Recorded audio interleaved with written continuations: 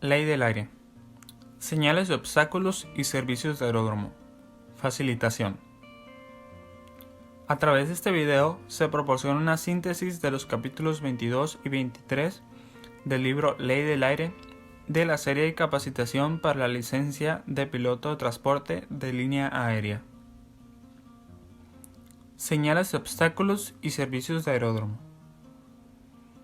Una de las medidas de prevención de accidentes en aeródromos es el uso de señalamiento e iluminación de objetos que potencialmente son obstáculos para las aeronaves. Los obstáculos pueden ubicarse dentro del aeródromo o bien en la cercanía de este. Durante el establecimiento de procedimientos de aproximación por instrumentos y despegue, los obstáculos se identifican para permitir el cálculo de las operaciones mínimas seguras. El grado de libertad de los obstáculos en el aeródromo, así como en su alrededor, es un factor importante para el otorgamiento o retención de la licencia del aeródromo. Para poder determinar cuáles objetos deben clasificarse como obstáculos, existe la superficie de identificación de obstáculos, la cual delimita el espacio seguro para los objetos. De esta manera, todo objeto que sobresalga sobre esta superficie se considera como obstáculo y por lo tanto deben señalarse como tal. Los obstáculos fijos serán señalados y si el aeródromo es usado de noche, iluminados. Con el propósito de que los obstáculos no pasen desapercibidos, deben ser señalados llamativamente con el uso predominante de colores como el rojo y naranja, a excepción cuando estos colores se confundan con el entorno, donde se tendrá que usar algún color distinto.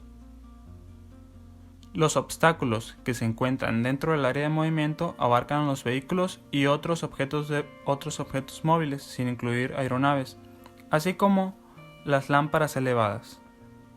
Los vehículos de servicio se deben señalar con amarillo y por otro lado los vehículos de emergencia de color rojo o verde amarillento.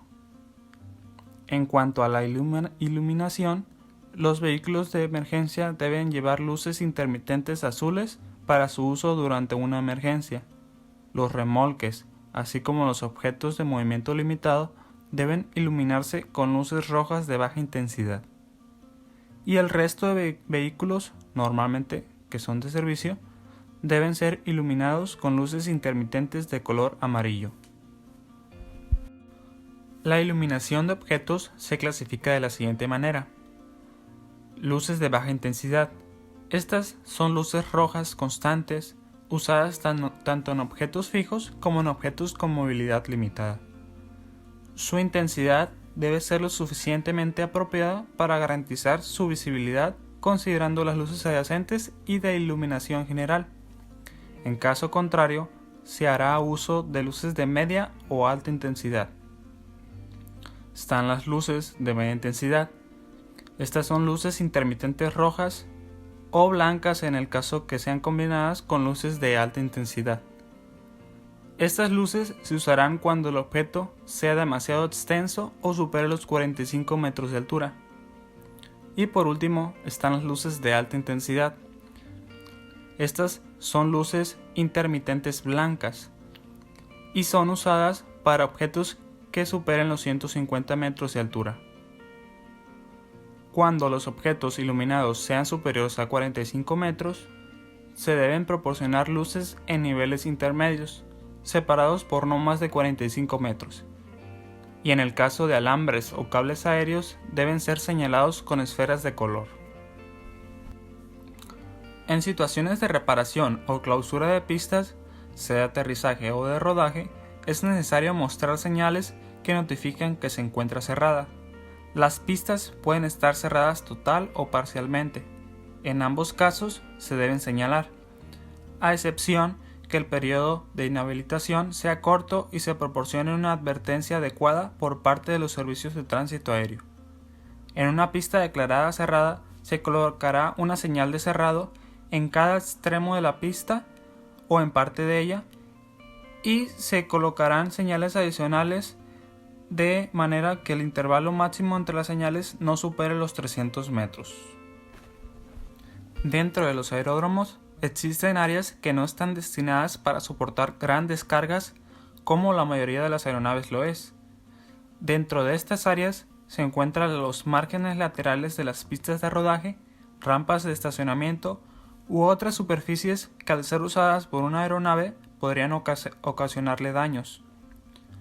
Y para distinguirlas de las áreas destinadas para soportar grandes cargas, se señala el límite entre estas a través de una franja lateral de rodaje.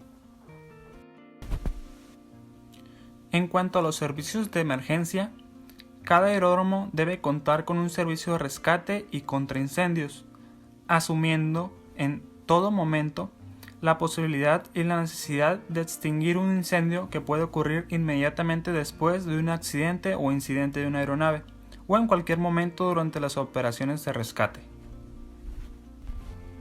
Se pretende que la estación de bomberos que alberga a estas organizaciones se ubique normalmente en el aeródromo, aunque no se excluye una ubicación fuera de este, siempre que se pueda cumplir el tiempo de respuesta de máximo 3 minutos. Y el número de unidades con las que debe contar se determina a través de la categoría del aeródromo, la cual a su vez es determinada por las dimensiones de la aeronave más grande utilizada por el aeródromo. Además, para asegurar la pronta respuesta de las unidades de rescate y contra incendios, el aeródromo debe contar con vías de acceso de emergencia. Por otra parte, cuando existan condiciones de tráfico y de operación que lo justifiquen, se debe proveer de un servicio de gestión de plataformas adecuado, con los siguientes propósitos. 1. Regular el movimiento con el objetivo de prevenir colisiones entre aeronaves y entre aeronaves y obstáculos. 2.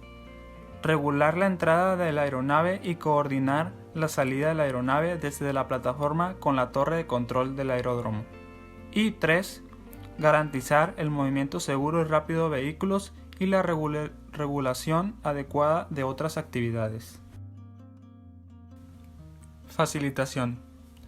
El objetivo de la facilitación se basa en el artículo 37 del Convenio sobre la Aviación Internacional, el cual dice textualmente de la siguiente manera: los estados contratantes se comprometen a colaborar a fin de lograr el más alto grado de uniformidad en reglamentos, normas, procedimientos y organización relacionados con las aeronaves, personal, rutas aéreas y servicios auxiliares en todas las materias en que la uniformidad facilite y mejore la navegación aérea.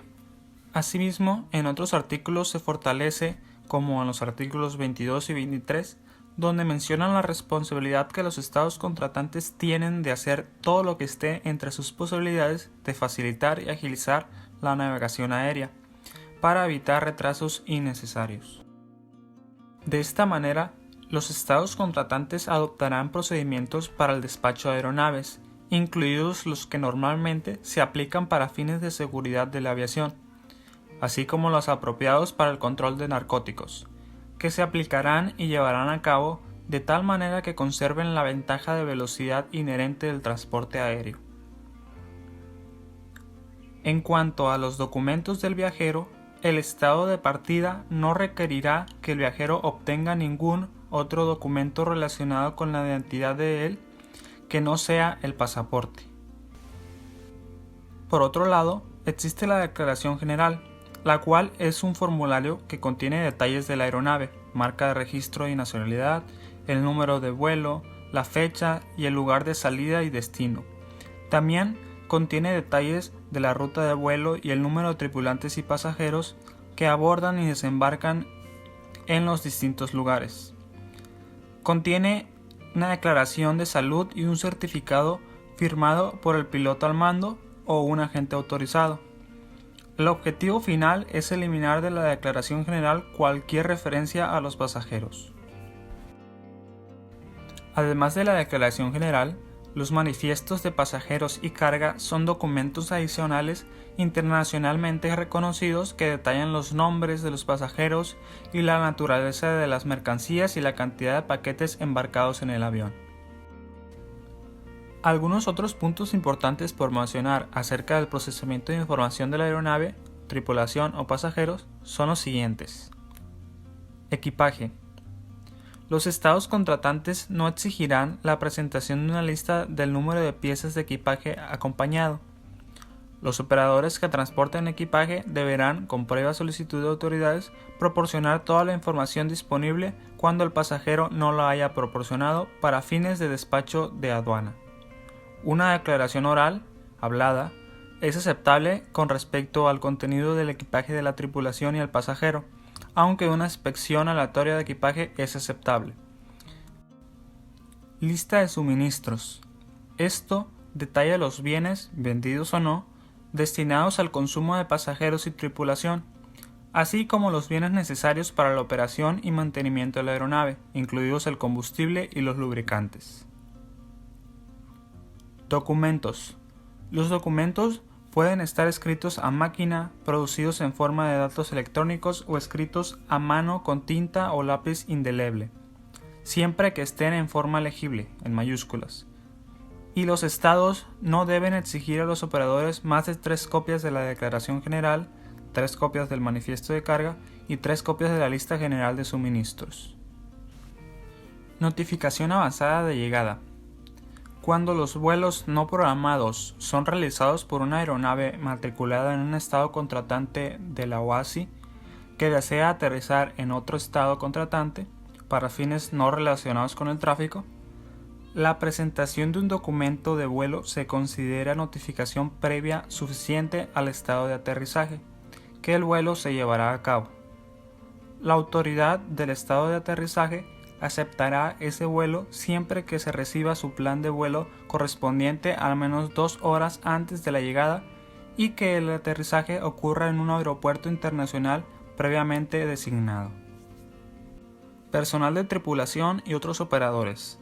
Los estados contratantes se asegurarán de que cuando se requiera la inspección de los miembros de la tripulación y su equipaje, dicha inspección se lleve a cabo lo más rápido posible para evitar retardos. Recapitulando los puntos importantes de estos temas, tenemos que todo aeródromo debe apegarse a las normalizaciones de señalamiento e iluminación de obstáculos con el propósito de disminuir al mínimo los errores que pueden ocasionar accidentes o, en dado caso, que entorpezcan la atención de los mismos. Los estados contratantes se deben apegar a lo mencionado en los artículos 37, 22 y 23 del Convenio sobre Aviación Civil Internacional, que refieren su contenido a la optimización y agilización en la entrada y salida de aeronaves.